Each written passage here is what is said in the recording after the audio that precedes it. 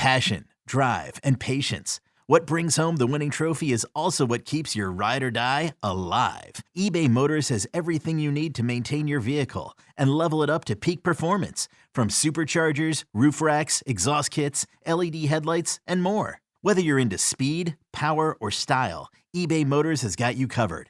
With over 122 million parts for your number one ride or die, you'll always find exactly what you're looking for. And with eBay Guaranteed Fit, your part is guaranteed to fit your ride every time or your money back. Because with eBay Motors, you're burning rubber, not cash. With all the parts you need at the prices you want, it's easy to turn your car into the MVP and bring home that win. Keep your ride or die alive at ebaymotors.com. Eligible items only. Exclusions apply. JamesAllen.com is the online destination to easily design a customized engagement ring and save up to 50% compared to traditional stores. You pick a diamond, whether it's lab-created or earth-created, James Allen has over 200,000 conflict-free stones. Then you pick your ring setting and metal. And if you need some help, they have real-time diamond consultations available, where an expert can walk you through it all. Get 25% off your order at JamesAllen.com, code podcast. That's JamesAllen.com, code podcast.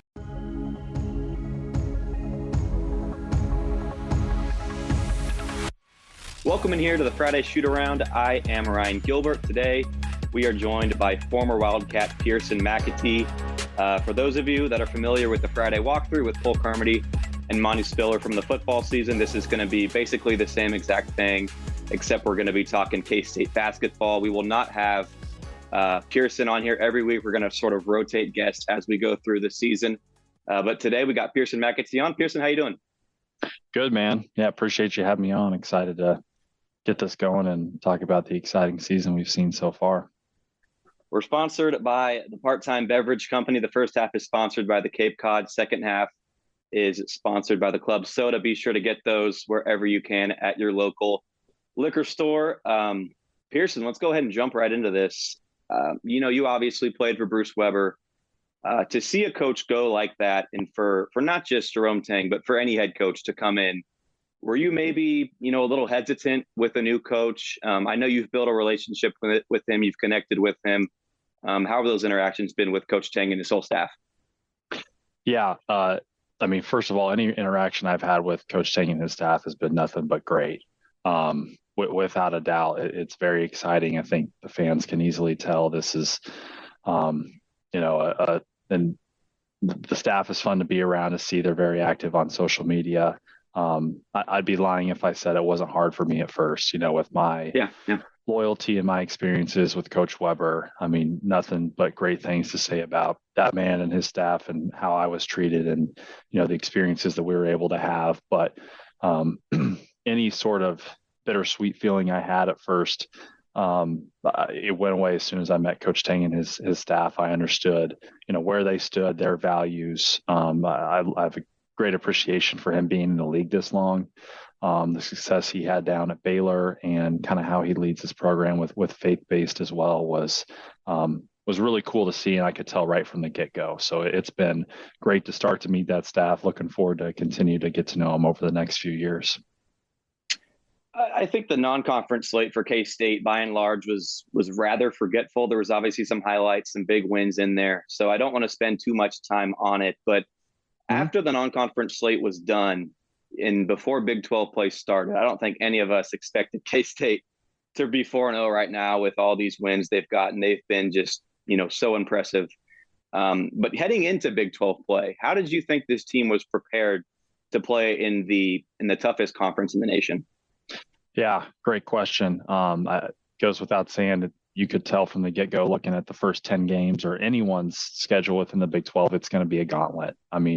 So many ranked teams. They're projecting at some point all 10 teams getting into the tournament. I would be lying if I said I wasn't a little bit worried going into those first 10 games just with, a newer team. I knew we had a great, obviously, win in the Thanksgiving tournament down in the Caymans, LSU squad that obviously went on to have a big win already. When you look at the Big 12, if you're right around that 500 mark and you've taken care of business in non-conference, you're going to be a lock to get into the tournament.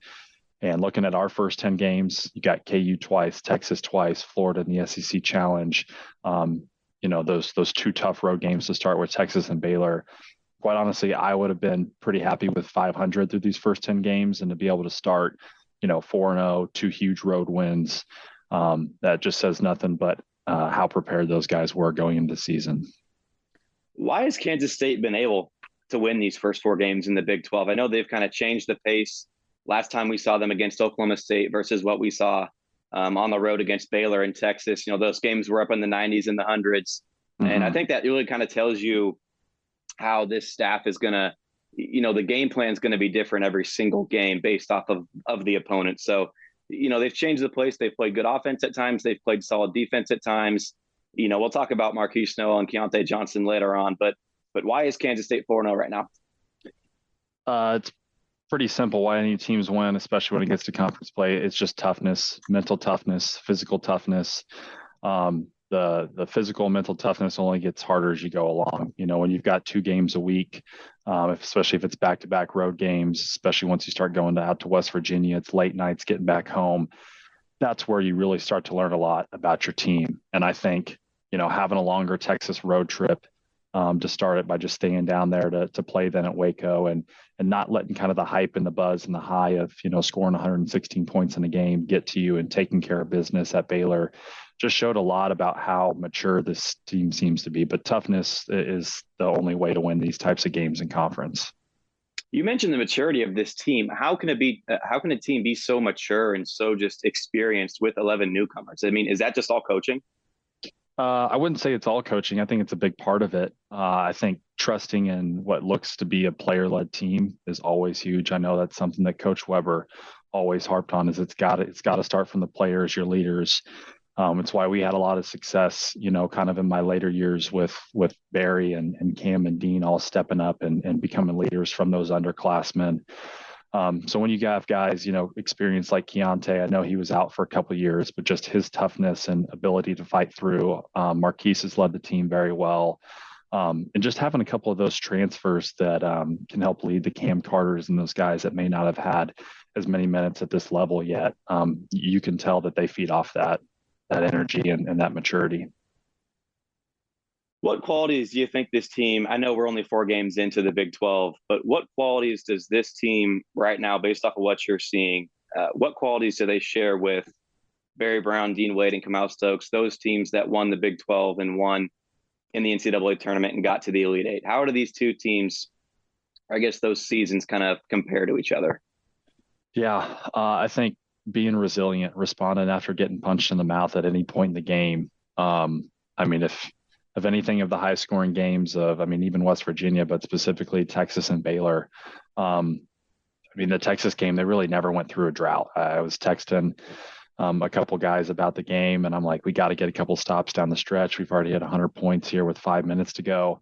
And he texted me back with about 2 minutes left, said, "Oh, we finally got some stops." I was like, not really. We just kept scoring with them. And that's what it took that game. And obviously a really good defensive team like Oklahoma State, it was going to take, getting those extra scores in a low scoring game. And so I'm interested to see as we go along, can we get stops in a high scoring game, when it's coming down to those last 2 to 3 minutes. And that'll tell really how far we can go in conference and then beyond in the tournament, hopefully.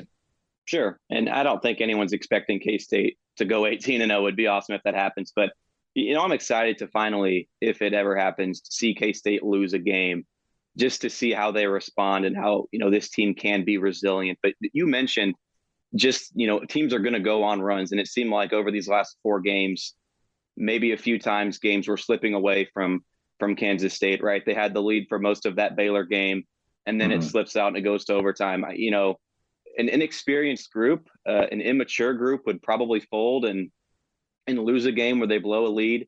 But, Ishmael Massoud, we got to talk about him just stepping up. And you mentioned Cam Carter from top to bottom. Obviously, Johnson and Noel, steal the spotlight, so to speak. But K-State's depth has been very impressive this season, playing basically 8 guys to start Big 12 play. Once David Gasson's back, that'll go back up to 9 guys. Hopefully, maybe Dorian Finisher can get on the court a little bit, but the depth has really been impressive, hasn't it? Yeah, absolutely. It's going to take consistency from your leaders, right? Marquise and Keontae.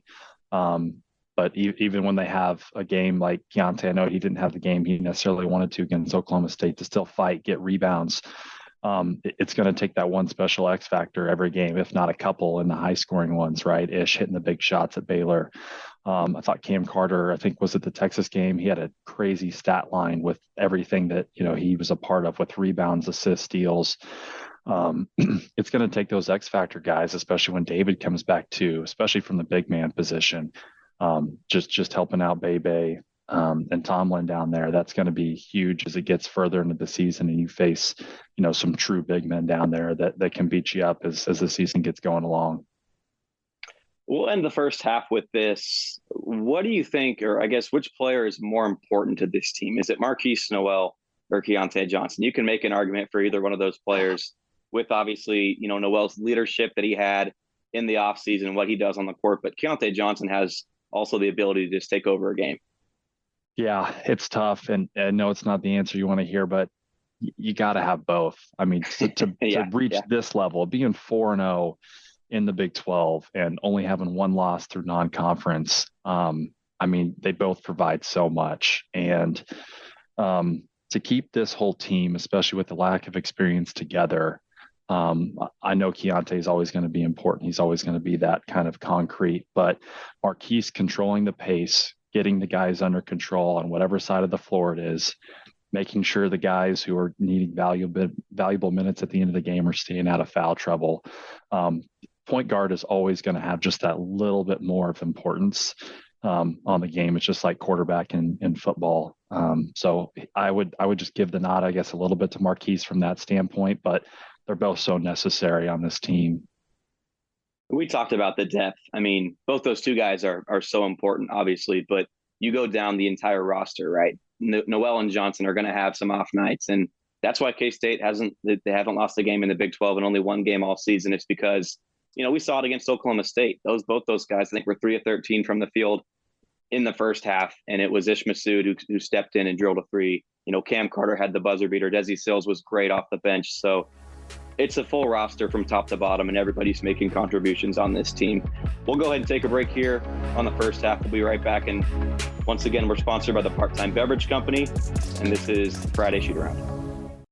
JamesAllen.com is the online destination to easily design a customized engagement ring and save up to 50% compared to traditional stores. You pick a diamond, whether it's lab-created or earth-created, James Allen has over 200,000 conflict-free stones. Then you pick your ring setting and metal. And if you need some help, they have real-time diamond consultations available, where an expert can walk you through it all. Get 25% off your order at JamesAllen.com code podcast. That's JamesAllen.com code podcast. Welcome back in here to the Friday Shoot Around. I am Ryan Gilbert, joined by former Wildcat, Big 12 champion, Pierson McAtee. Once again, we're sponsored by the Part-Time Beverage Company. And Pierson, I want to talk about trap games. You're a former player. I don't know if you really buy into that or subscribe to those, but the writing on the wall is there for Kansas State when they come in ranked number 11 and they hadn't been ranked all year, right? This team, I feared maybe a little bit they wouldn't handle business and they would let that ranking get to them. That was not the case. And maybe it was in the first half. K-State came out slow, but a win is a win, and I don't think it was much of an issue. But K-State was able to get over the hump against Oklahoma State, right? We talked about that game earlier. Against Kansas, that game's coming up next week on Tuesday. You got a game before that against TCU. Are you fearful that this team maybe looks ahead to that game in the Octagon of Doom? I wouldn't say so, and a couple of reasons. Obviously, when you have a gauntlet like the Big 12 is, I think TCU is still ranked, aren't they? Yeah. So, you're going into a ranked opponent's house. I don't see any sort of looking ahead. I think they'll still be prepared, even if they don't handle business against TCU. Just based on the responses I've seen throughout the media from all the players. Marquise had obviously National Player of the Week material last week, and everything that I saw from him was thankful. And we've got a game against Oklahoma State, and I don't think that's a fake response at all. I think they're focused on the mission. And anytime, especially when you're playing a road game in the Big 12, you got to get up and do it. Now, if the roles were reversed and they just play TCU and they're going, to Oklahoma State or Oklahoma State at home heading into the KU game, then maybe I see that just with a little lower ranking within the Big 12. But I think they'll be ready to play on Saturday. Is your favorite memory playing at K-State, beating KU in 2019? It's definitely up there. Luckily, I've been able to be a part of a good amount of special games. The first one that came through for me was beating OU, ranked number 1 at home. Buddy Hield, Ryan Spangler. I can't remember what the other guard's name was, but so that kind of kicked it off. And then you go into the Elite Eight run, beating Kentucky, Coach Cal, in a year that we didn't have Dean in the postseason and weren't expected to make it out of our first round matchup. Obviously got a little bit of luck with UMBC against Virginia. I won't deny that. But the Big 12 championship at home, Barry and Dean and Cam's senior year, that one's always going to stick in my head. Now, rivalry, being a Kansas kid, the KU game's always going to stick there. But I'd say, championships are forever. And so that's something that'll always stick with me. Playing KU's tough, right? That's a top-notch program wherever that game's played. And playing, obviously, in Allen Fieldhouse is tough just because of that crowd. Do you think it's tough to play in Bramlage in a sense that you can maybe come out emotionally drunk the first couple of minutes with that atmosphere in the Octagon of Doom? Oh, without a doubt. Especially with me just going to all these rivalry games over the years between K-State and KU. I'd be lying if it didn't mean more and there weren't more, emotions and you can easily get caught up in that. So I'll be interested to see how this team can handle that. I was happy, obviously, with what they did at Baylor after the Texas game, because that's where I thought there could have been a letdown. And they showed completely differently. They kept scoring at a high pace and they got a, grind out overtime win down there. So it'll be a different experience. I'm glad that the Bramlage was packed this week on Tuesday. I wasn't able to make it, but it sounded like it was pretty packed in and had some good noise. So they at least got a larger crowd experience before this KU game, because we all know that thing's going to be packed to the brim.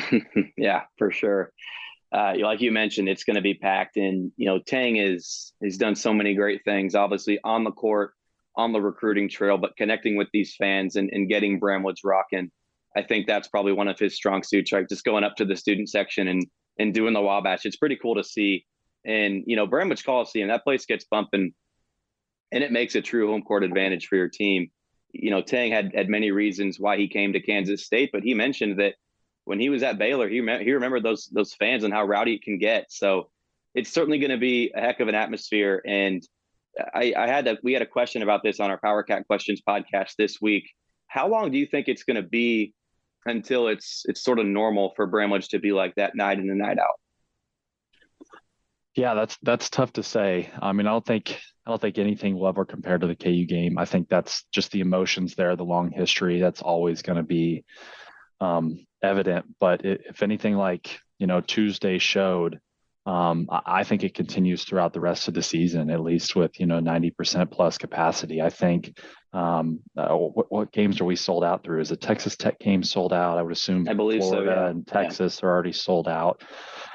So I just think if we continue to get some top-notch wins, that's only going to keep going. And quite honestly, even if we did go, on a couple game skid here, I think that thing's still going to be about 85, 90% full. So the real question is over the next couple of years, right? Do they maintain that level?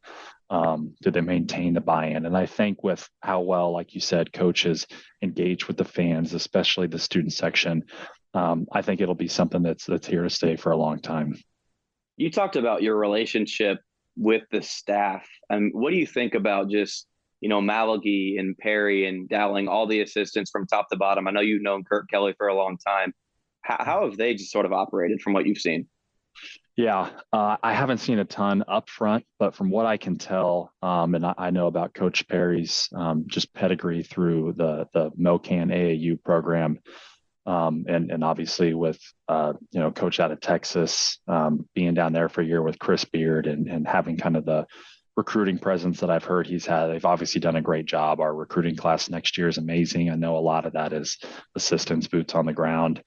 So that's really exciting to see from an assistant coach perspective, I know at least how we operated with Coach Weber was they have the scouts on the teams, or at least they lead it. It seems like they've been locked in. We've obviously had great schemes being 4-0 so far. It doesn't just come from the players playing well. There's a lot of preparation in there. And so obviously they're doing a great job with those scouts. The last thing we'll talk about with KU in this upcoming game, and I usually don't like to talk about the officials, and I'm sure you've probably noticed this, Pierson, the officiating in the last couple of games for K-State's been kind of inconsistent, right? And I'm not trying to go after the officials. That's low-hanging fruit, and that's not usually what I like to do. But I do want to talk about navigating through that officiating when it's happening, because Kansas State probably missed some calls in their favor. And then on the other end of the stick, there was a couple of calls where K-State got a break. I mean, Jerome Tang, he's learning so many things about being a head coach on the fly, really, and officiating. I guess navigating through those officials is another thing too. Playing KU, I know it probably has somewhat of an impact, and I don't know really what my question is, but how do you get through that when you're playing not only KU but just in the Big 12, because teams are just so physical. West Virginia, the first game in the Big 12, and then Oklahoma State's probably the best defense in this league. How do you navigate that? Yeah, I think Coach has done a great job navigating it so far. I know I read a little bit about what he said before the Baylor game about trying to take the emotion out of it, being there for his guys, putting his guys first, whether it's coaching them or getting on the refs or whatever it may be, making sure he stays within himself. I think Scott Drew got a technical that game, didn't he? Yeah. Yeah. So, I mean, I think so. Yeah. Yeah, I mean, I don't hear him getting a technical very often. So I not to say the emotions got to him, but it could be. So we'll see how the staff reacts with the KU game, but I think they're pretty level headed. And then for the players, it's all about what the precedent is set in practice. If they're complaining in practice, which I haven't seen that on the court, it's going to roll over to the games. And so hopefully what it seems like they're dealing with when you get bad calls, you got to shake it off and get to the next play. Another one will come your way. So they've dealt with it well so far. I know I've talked with Austin Budke and Mason Schoen at length about the flop rule and the charge rule and the refs trying to navigate that. I don't know what the solution is. I can't say I do any better, but I know it's been extremely inconsistent all over the place. And that's what's led to a lot of, I think, the controversy this year. It's happened in, pretty much every single game. Let's switch gears here. Do you think K-State can win the Big 12? And obviously you're 4-0, like mathematically you have a good advantage right now. I mean, you got a head start. I mean, Baylor's 0-4. It's an uphill battle for them, but also just the way K-State's played on the court, just looking at their game. Is this 4-0 start, do you think this is sustainable for the rest of the conference schedule? Yeah, absolutely. Yeah, there's no doubt that they have the caliber of team and the level-headedness to be able to go and win this. But it's not going to be easy. Like you said, there's going to be, it could be a game, it could be a couple games, it could be a few games that they're going to drop. There's going to be adversity. You've already seen it with David Gasson having to be out. There may be more of that down the line. Obviously, we don't want any of that to happen, but it's just a part of sports. If anything sums it up the best, the year we won the Big 12, we were pretty much 0-2.5. And I say 2.5 because we were at home against West Virginia and we were down, I'm pretty sure it was at least 15, if not 20 points at half. And that's the famous, Barry came in the locker room and had a speech and said, don't step back out there if you don't think we can win this thing and go on and win the league. And sure enough, we rattled off 9 in a row, beat every other single team and went from there. So you never know, with the team of Baylor's caliber, they could turn this thing around real quick and be a contender. So just because you start this way, it's not guaranteed, but they definitely have the caliber of athletes and maturity to be able to go and win this whole thing. Let's wrap things up here with Kansas State's ceiling this season and heading into the Big 12 play. I thought maybe get an 8-9 seed and maybe win a game and get knocked out by a 1 seed was kind of the best this team could do in March Madness. And that's completely changed. Obviously, you look at bracketology, K-State's about a 4 seed now, according to Joe Lunardi. So I don't know really what the ceiling is. I think K-State's post play, I'm not saying Bebe or Ish, any of these guys are bad, but defensively, I think it can create some problems. You look at TCU on Saturday and Eddie Lampkin down in the post. I mean, that's a guy that could be a problem. I'm not saying it will, but I think this team still has some things to be maybe shaken out, corrected, so to speak, a little bit, and they can still get better and have room to grow. So What do you think the ceiling is for this team, Pierson? Yeah. I'm not gonna put it past this team at all to do anything. I'm not gonna doubt them one bit. I don't want their confidence to be shaken at all. If you ask me kind of what a crystal ball approach would be, I mean, I think our ceiling would probably be around a 2 or 3 seed. It is probably most realistic, but I mean, obviously with what they've proven so far, I think they can do about anything, and even sneak in if they run away with this league up into a 1 seed potential. I mean, I'm not going to put that past them. I agree with you though. A lot of the expectations coming into the season were, if we can, compete in the conference top half, or right around the midpoint and sneak into the tournament, that'd be a win. And obviously, Tang and the entire team didn't believe that for a second and have just continued to, put themselves in a really good position. So, but what you said about Lampkin this weekend, that is going to be a big test, especially for this team the rest of the year. I mean, Caleb Boone had an outstanding game this week. Mm-hmm. That was obviously a weak point for us, at least during this game. And I know the coaches will have our bigs prepared, and they're going to continue to work and figure out ways, even in foul trouble, to be able to get the job done. So that'll be something to look forward here the rest of the season, is how we can deal with a big physical inside presence. Yep. And it's safe to say right now that K-State, unless things just go completely wrong, is going to be in the field of 68. And like you mentioned with that 2018 season, when you guys went to the Elite Eight, anything can happen once you get into the field. So K-State, as long as things stay on track, they're going to have a chance to do something special this season. Pierson, I appreciate your time, man. Thank you so much for joining me. Like I said earlier, we're sponsored by the Part-Time Beverage Company. Pierson, appreciate you, man. Hey, thanks, Ryan. I always enjoy getting on and looking forward to do it the rest of the season. We'll be back here next week on Friday with the Friday shoot around. It won't be Pierson. It'll be a different guest, but be sure to tune into that. Other than that, we'll see you next time.